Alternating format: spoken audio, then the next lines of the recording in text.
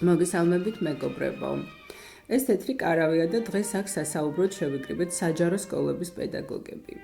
მე გახლავართ ნინო მასწავლებელი, ქართული ენისა და ლიტერატურის პედაგოგი. ჩემთან ერთად არიან ქალბატონი ცისანა, ფიზიკის მასწავლებელი და ქალბატონი გულიკო, მათემატიკის პედაგოგი. არ აქვს მნიშვნელობა, რომელი ქალაქის, რომელი სკოლიდან ვართ. მთავარია, რომ ყველას ერთი სადგევარი გვაერთიანებს. პირადად მე ერთ-ერთ ყველაზე დიდ პრობლემად მიმაჩნია ის, რომ დღეს წიგნიერება არაფერს აღარ ნიშნავს. აღარ არის პრიორიტეტი ნაკითხი ადამიანი. წიგნი მთლიანად ჩაანაცვლა კომპიუტერმა და ის მცირე ნაწილიც კი, ვინც დღეს მხატვრულ ლიტერატურას კითხულობს Kindle-ში ან რამე მსგავს სისტემაში, გაცვალეს წიგნები. ერთი შეხედვით რა მოხდა მერეო იტყვით. მთავარია კითხულობდეს და სადაც გინდა იქ წაიკითხოსო. თანაც ამას თავისი პრიორიტეტებიც აქვს. გეთანხმებით, მთელი ბიბლიოთეკაა ჩატვირთული ერთ წიგნის ზომაში და წონაში. სადაც გინდა იქ გახსნი და წაიკითხავ. მაგრამ ნახეთ საბა ერთი რა ხდება. ამასწინათ მარჯანიშვილის მეტროს წინ რომ ბუკინისტებია იქ მოვხდი და იცით რა დამემართა.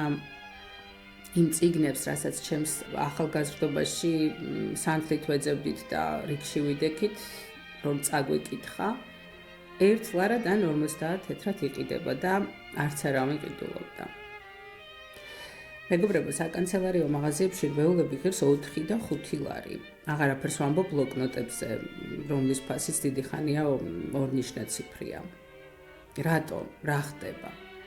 აღარაფერში გჭირდება ის სიბრძნე. თუ ასე დავჭკვიანდით? მე არ მაქვს პასუხი, მაგრამ მაქვს შეკითხვა. საიდან მოდის ეს ბოროტი მიზნები? ვის აწყობს უწიგნური ბრბო?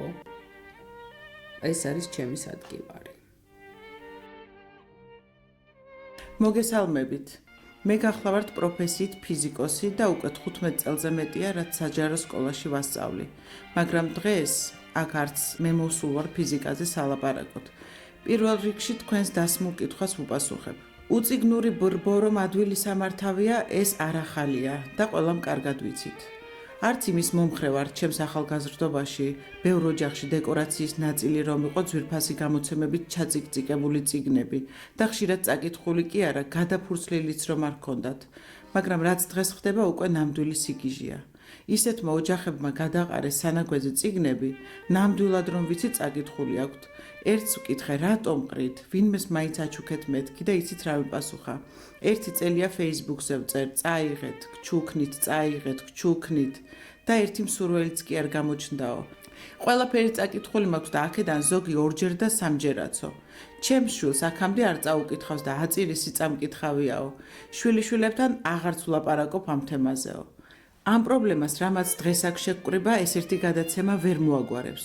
მაგრამ ჩვენ ვეცდებით დავიწყოთ და იმედია მერე სხვებით შემოგვიერთდებიან.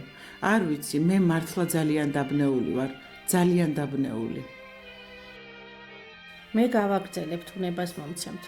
ერთია რომ რა თქმა უნდა მართლაც კატასტროფაა უწიგნური საზოგადოება. მაგრამ მე კიდევ უფრო სხვა საკითხი მაწუხებს. მიუხედავად იმისა, რომ მათემატიკოსი გახლავართ და ყველა მათემატიკოსი დამეთანხმება, თუ რა დიდი სიამოვნებაა, როცა რაიმე რთულ ამოცანას ამოხსნი. მაგრამ განა რამე შეედრება იმ სიამოვნებას, რასაც მხატვრული ლიტერატურის კითხვა ანიჭებს ადამიანს.